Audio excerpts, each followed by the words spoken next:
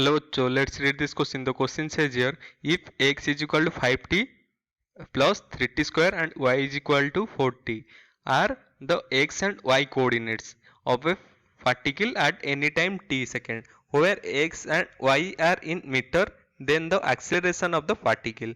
तो हमें क्वेश्चन में क्या है, पूछा गया है कि x कोऑर्डिनेट में ये है एंड y कोऑर्डिनेट में ये है, तो ये दोनों कोऑर्डिनेट में किस टाइम पे है, टाइम टेकन टी सेकेंड में, तो where x and y are in metre, then वो जो एक्सेलरेशन ऑफ द पार्टिकल हमें क्या है वो निकालना है।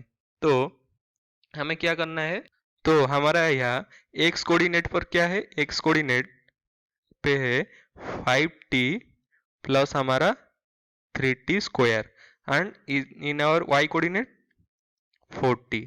तो इसका हम अगर पहले वेलोसिटी क्या देखेंगे, तो हमारा ये वी एक्स क्या होगा, अगर इसका हम डिफरेंशिएट करेंगे तो D x by d T क्या होगा, ये बन जाएगा हमारा, ये 5 कांस्टेंट है तो 5, तो यहाँ पर डिफरेंशिएट होगा तो ये 2 इंटू 3 60 हो जाएगा। तो यहाँ पर y का देखते हैं, तो ये इसको भी वाई ले लेते हैं, भी वाई बाय बी टी, ये देखते हैं। तो यहाँ पर 4 कांस्टेंट है तो वैसे 4 रहेगा।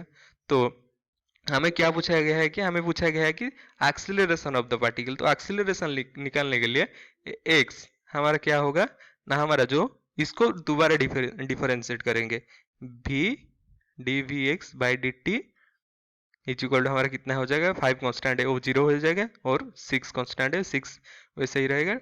तो उसके बाद हमारा क्या है, ये जो हमारा वी वाई है, तो इसको हम लिख लेते हैं ए वाई में, एक्सेलरेशन निकाल रहे हैं तो डी वी वाई डिवाइडेड हमारा डी टी, तो 4 कांस्टेंट है वो 4 हमारा 0 है। तो हमारा आंसर क्या है, हमारा आंसर ये जो आया हमारा ए एक्स, हमारा जो ए एक्स है वो कितना है, ए एक्स इज आवर 6 मीटर पर सेकेंड स्क्वायर, ये हमारा ए एक्स है। तो हमारा जो ए वाई है कितना है, ए वाई हमारा 0 है।